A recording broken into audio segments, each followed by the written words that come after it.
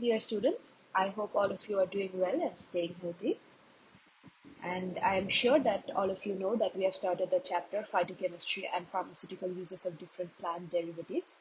So today I'll be continuing over with this chapter, and we will be looking into different plant derivatives and their pharmaceutical use, where we can find them in terms of biological source, their geographical source, and also their chemical constituent, chemical buildup, and preparation.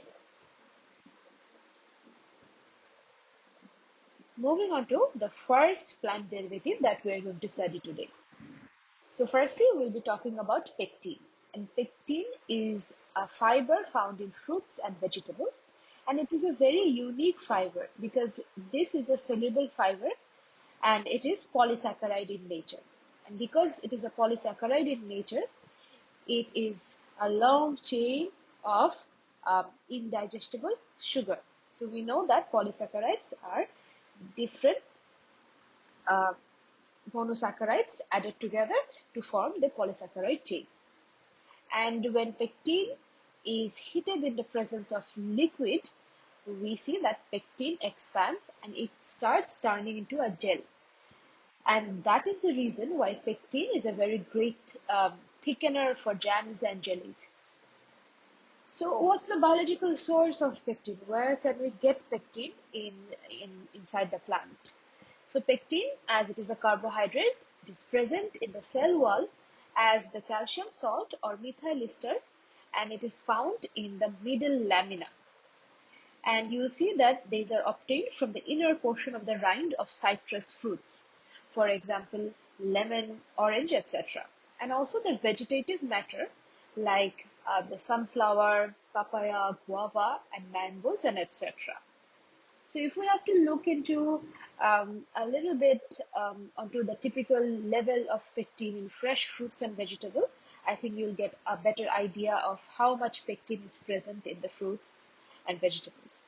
So starting out with apples, we see that in apples there are about 1 to 1.5% of pectin.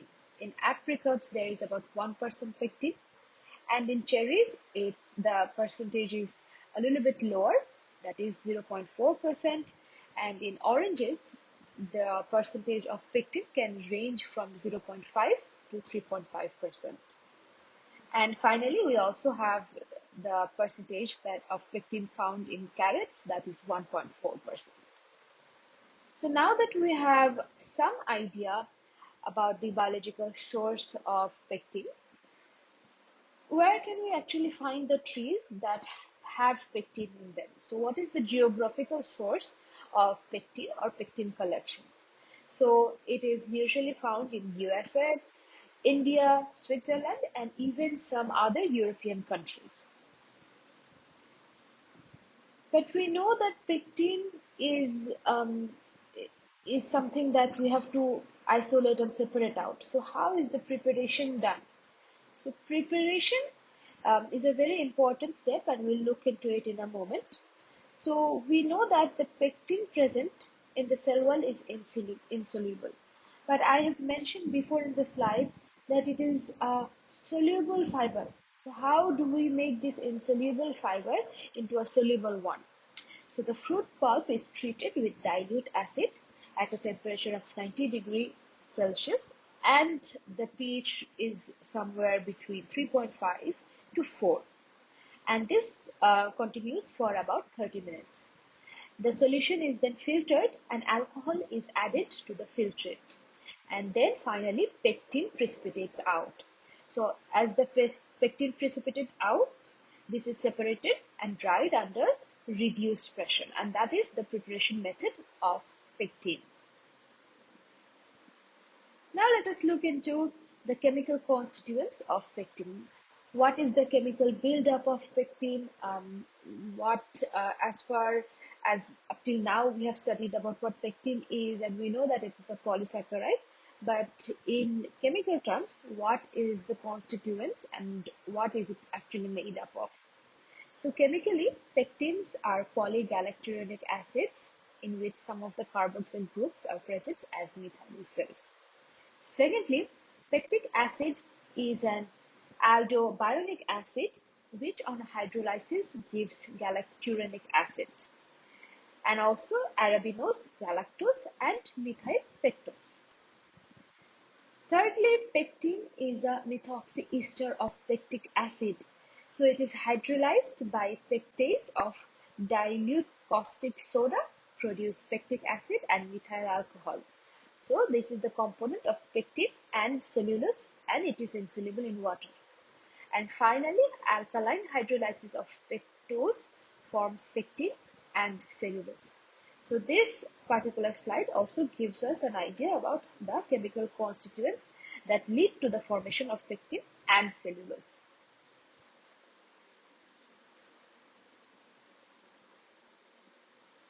And now for the most interesting part, that is the pharmaceutical uses, or how pectin is actually used and how do we practically, use pectin for our own betterment or our own industries or our own, pharmaceutical purposes. So it is used in the treatment of diarrhea and gastroenteritis. So firstly, of course, there is the term treatment of diarrhea. So in treatment of diarrhea, we see that pectin is used. And we also see that it is used in gastroenteritis. So this is the branch of medicine that focus on the digestive system and the disorders that is associated with it. So diseases that affects the GI tract and includes the organs from the mouth to the anus, and along the way the alimentary canal. So those are the focus of those, gastroenteritis, and any disease that occurs within the alimentary canal will fall into this term. So pectin is used in the treatment of diarrhea and gastroenteritis. It is used in the treatment of wounds. So if we make pectin into a 2% sterile solution, we can use it for treatment of wounds. It is also used as a substitute for blood plasma. It is used in conjugation with kaolin as an absorbent for intestinal toxins, and also used to dampen and mask the taste. Mask the taste of pharmaceutical products that are very bitter in taste. They can be used. Pectin is used to dampen and mask the taste. And as I have mentioned, that it is a very great thickener. So when it is added with a liquid, it turns into a gel. So it is also used as a thickening agent in the preparation of pills and tablets. And we see that it is also used in the preparation of heparinoids. Heparinoids are basically medicines that reduce swelling and helps in healing wounds. So it is used to treat bruises, internal bruising, varicose veins, and also inflamed veins. So all of those are the uses of pectin. Now we are going to move on to gums and mucilages. So what are gums? Gums are considered to be pathological products formed following injury of the plant. So what are pathological products, or what do we mean by the term pathology?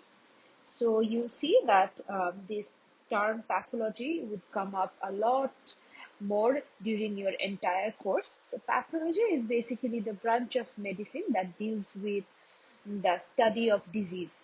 So what caused the disease, the nature of the disease, all of that. So when we say that gums are considered to be pathological products, it means that plants or trees produce gums when they are in a disease state, or when they are not in their normal healthy state. That's when they produce gums. How so? They produce gums when there is an injury. So see, it's written that they are formed following injury to the plant or owing to unfavorable conditions such as drought, by a breakdown of cell walls. So whenever there is unfavorable condition and the plant is not as healthy as it should be, and there is some sort of injury, maybe there is a cut and scrape onto the surface of the bark, we see that some gum producing plants would produce gum. And why would that happen? That would happen because there is a breakdown of cell wall. Because the cell walls are broken down, the gums are produced. And what are mucilages? How are mucilages and gums different? Mucilages are generally normal products of metabolism formed within the cell. So gums are formed in response to injury or unfavorable condition, while mucilages are normal products of metabolism. They are formed even when the plant is normal, healthy, and it has no other outside influence, bad influences working on it. So it is not a response to an injury. It is a normal product of normal metabolism. And this is formed within the cell. So this is an intracellular formation. So that is the basic difference between gums and mucilages. So tragacanth is one of those gums that we'll study a little bit, more, and we'll look into it. So tragacanth is the name that is usually used, but there are also other names that we can use to identify the same object, that is tragacanth. So the synonyms are tragacantha, gum tragacanth, locoweed, Shiraz gum, gum elect, gum dragon, goat's thorn, tragacanth, Persian tragacanth. So these are all the names that can be used to call tragacanth, or used to identify, or um, you know those are all the local names that can be used for tragacanth. So of course, like pectin, we'll also look into the biological source of tragacanth. So tragacanth is a natural gum produced from the dried sap of several species of legumes. So tragacanth is the gum that is produced by legume plants. So the family of plant that produces tragacanth is legumes. It is the dried gummy exudation obtained by incisions made on the stem and branches of Astragalus gummifer labile and other species of Astragalus. So we see that it is the dried gummy exudation. So this gum-like structure comes out when there is a cut made on the stems or branches of Astragalus gummifer labile, or the plants very similar to those Astragalus. So the family of plants that produce tragacanth are Leguminosae. So how do we use tragacanth? So tragacanth is used as an adhesive.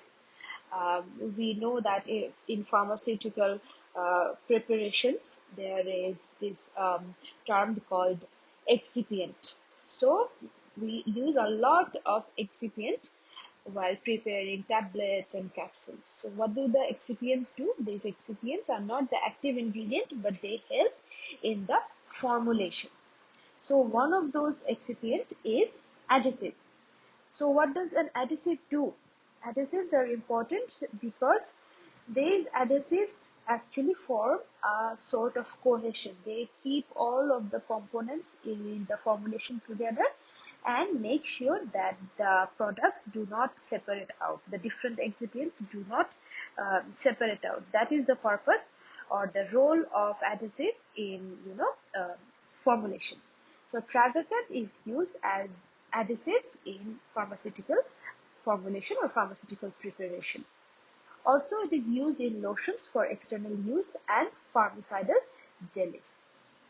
And we see that it is also used for stabilizers for ice cream in 0.2 to 0.3% concentration. So it is also used in the food industry, as we can see from here.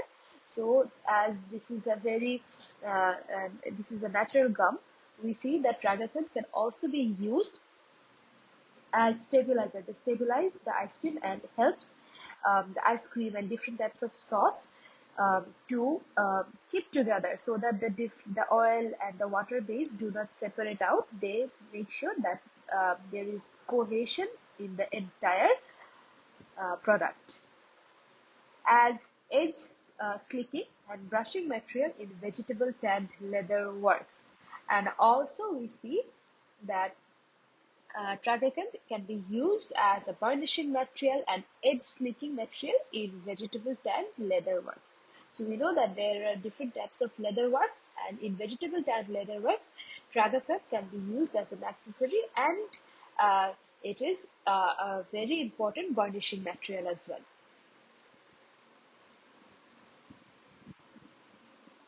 Now we are moving on to a different type of gum, that is the acacia.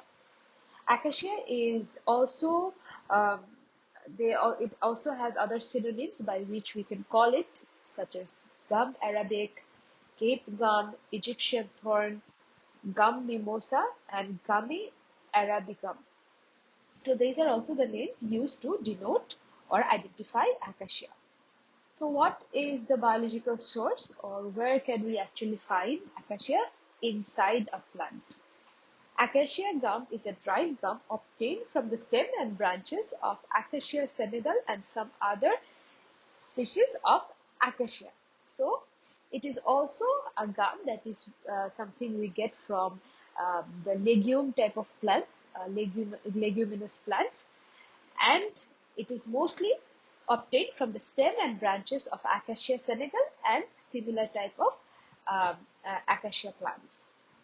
And where can we actually find it in geographical terms? We see that it is usually found in Kordofan, Senegal, and Nigeria. And even if you can remember the name of the plant, Acacia senegal, I think from this name you can remember that one of the geographical sources of acacia is Senegal. So what does this acacia contain, or what are the constituents within it? It consists mainly of arabine and arabine of arabic acid. So arabine, what is arabine? Arabine is the calcium salt of arabic acid.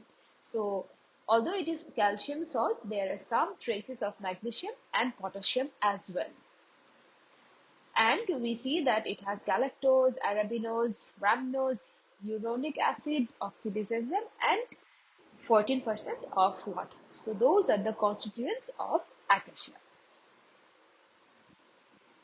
And now, what are the uses of acacia? How do we use acacia in our pharmaceutical and medicinal world?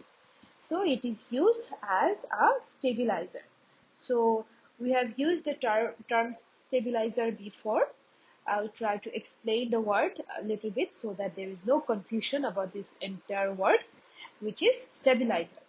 So stabilizer is an additive or an excipient added to pharmaceutical products or food products, which helps to preserve its structure. So by that it means that whenever there is a component that has some sort of oil in it and water in it, we know that oil and water do not mix.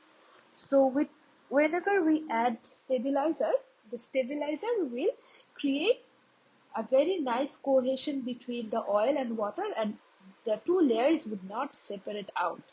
And that's what we mean by stabilizer. So in food industries, stabilizers are very important because they are um, used in sauce and ice cream, as I've mentioned before, to keep the two layers together.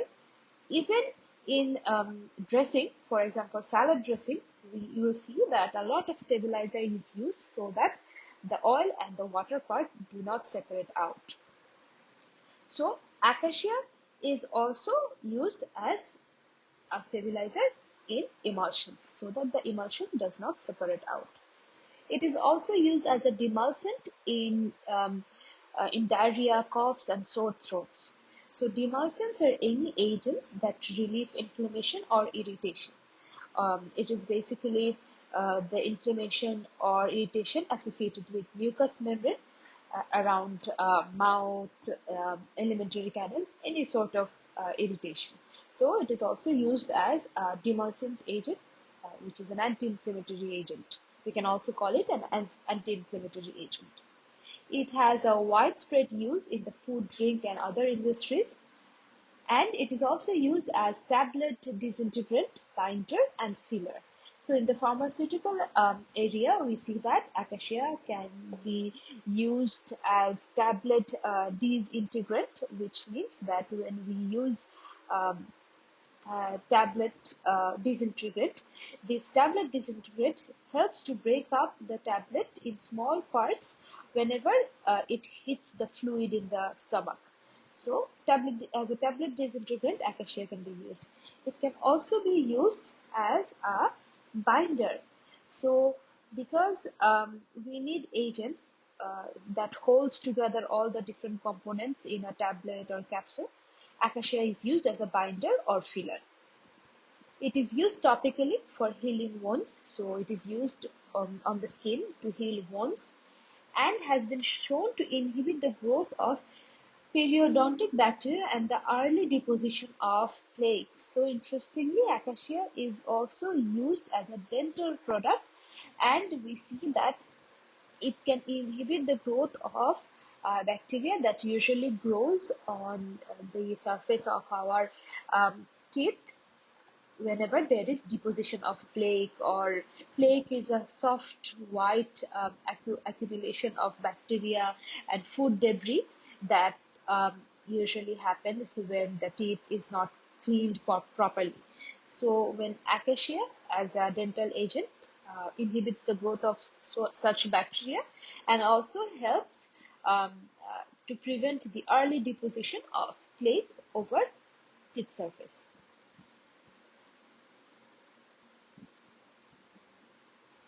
Now we are moving on to another type of gum, which is Starculia. So the other names that Starculia is usually known by is Caraya gum, Indian tragacanth, and Desora tragacanth. So the biological source is, as it is a gum, it is the gummy exudate obtained from the tree Starculia urens, and it is usually found in India, Pakistan, and Africa. And in terms of constituents, we see that on hydrolysis, Starculia gum yields principally D-galacturonic acid plus smaller amounts of D-tagatose, D-galactose, and rhamnose. So those are the constituents that Starculia would usually give off. Finally, the uses of Starculia. How do we use this particular gum? So, Starculia, interestingly, is used as a cathartic, and it's written that Starculia gum is a bulk cathartic used for emulsions and suspension. So, how do we use uh, cathartic in used for emulsions and suspensions? When we make cathartic agents, that is, cathartic means to release something. So whenever in pharmaceutical terms, in pharmaceutical terms or in medicine, we use the term cathartic, which means anything that accelerates defecation. So it is something that is very similar to laxative, and it eases defecation by usually softening feces um, and in other ways. So Starculia gum is a bulk cathartic, and it is used for cathartic agents that come in emulsions or suspensions. It is used extensively in wave-safe solutions and in skin lotions. So it is also used as topical agents and as skin lotions. It is used in the textile and printing industries and in the preparation of food products as well. So interestingly, you'll see that the many different plant derivatives are not only used in medicine or in pharmaceutics, it is also used in the food industry as well, as these gums and mucilages you see are being used. It is also used in the preparation of composite building materials and other preparation. And powdered gum is used in even lozenges. Now we are moving into another type of plant derivative, that is algin. Algin is also known as sodium alginate, alginic acid sodium, sodium polymeronate, polymeronate, Kelgin minus, and protanol. So what are the biological sources? So we see that algin is also known as sodium alginate, is a salt of alginic acid. It is the purified carbohydrate product obtained from brown algae Laminaria species. So the scientific name of the species from where we get algin is Laminaria digitate and Laminaria saccharina. And finally, the geographical source. Where can we find this algae? And from those algae, we need to separate out algae. So where can we usually find that algae? So it is found on the coast of US, Japan, Canada, Australia, UK, South Africa, Norway, China, and even India. So those are the biological sources of, the geographical sources of algae. So how is algin prepared? We know that algin comes from an algae. So how is it prepared? So the preparation must be very interesting. Let us look into it. The seaweeds are dried. So the algae that comes in the form of seaweed, of course, the seaweeds are dried, washed with dilute acid to remove most of the salt present with seaweeds. This mass is chopped and bruised in a hammer mill. Then what is happening? The prepared seaweeds are macerated with sodium carbonate solution at pH 10, so which is pretty basic, alkaline in nature. Liquid is filtered while hot and sodium and calcium chloride solution is added. The precipitate of calcium alginate floats on the liquid. It is filtered, treated with hydrochloric acid, and alginic acid is collected from that. So this acid is neutralized with sodium carbonate to form sodium alginate. So that is the process by which we get algin from the seaweed. So what are the chemical constituents of algin? Alginic acid is mainly comprised of D-mannuronic acid residues which on methylation and hydrolysis gives rise to the formation of 2,3-dimethyl D-mannuronide.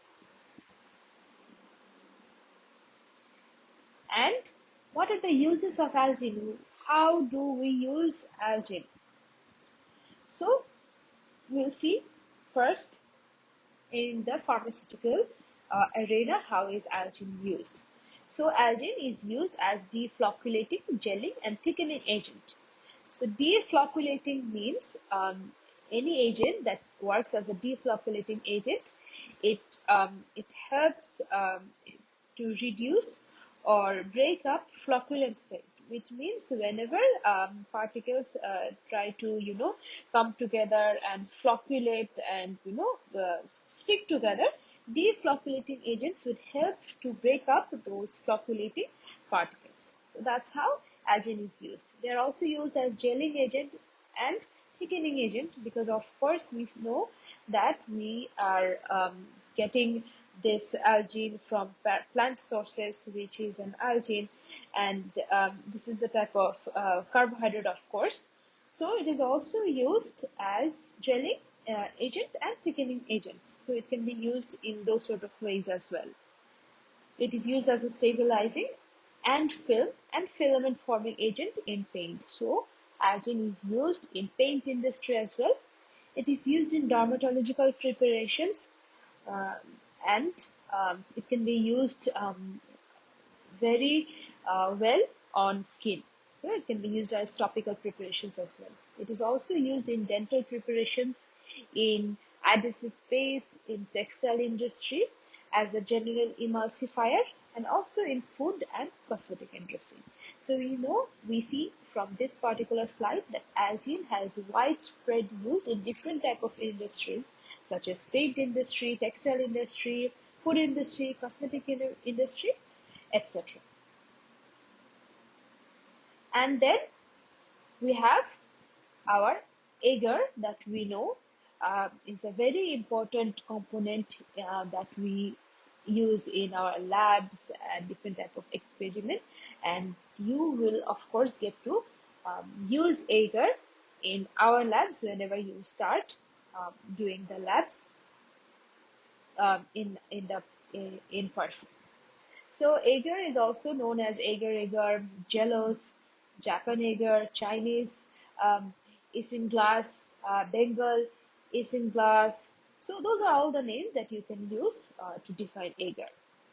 So the biological source of agar is the dried hydrophilic colloidal polysaccharide complex extracted from agarosites of algae. Of course, like algae, agar is also extracted from another algae.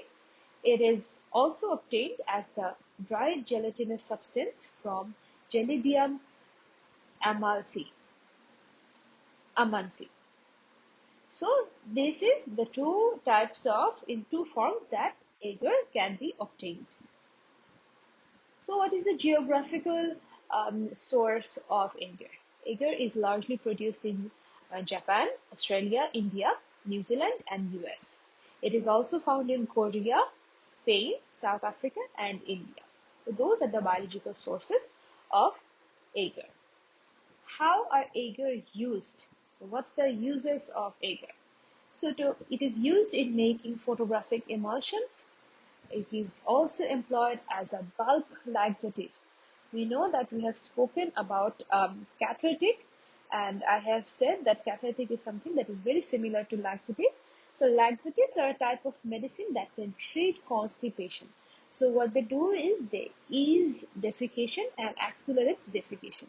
So agar is used as a bulk laxative. It is extensively used in preparing gels in cosmetics. So, because it is a very gentle component, it is used in cosmetic products uh, for preparation of gels. It is widely used as thickening agent in confectioneries and dairy products. So these are also used in food industry as well. It is used in the production of ointments and medicinal encapsulations.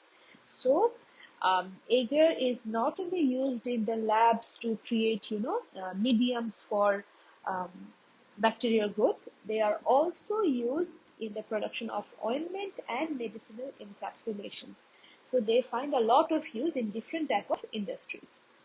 And in microbiology, of course, it is employed in the preparation of bacteriological culture media that we use from day to day. It is used for sizing silks and paper. It finds its enormous usage in the dyeing and printing of fabrics and textile. So they're also used in the fabrics and textile industry and paper industry as well. It is used as dental impression mold base. So interestingly, because it has a gel-like consistency, although it is gel-like, but it also can hold its structure to a certain degree. That's why whenever dentists are trying to create a mold of a particular patient's dental image or dental impression, agar is also used. And it is employed as corrosion inhibitor. So it is interesting because uh, sometimes due to friction, or whenever there is mechanical friction happening, a corrosion inhibitor is used. So this is usually a compound. When it is added to another object, it decreases the corrosion rate of the material. So whenever it is added alongside with a metal or an alloy that comes in contact with fluid maybe, or other different elements, this agar can help reduce corrosion of that original product that we are trying to save. So those are the most important uses of agar.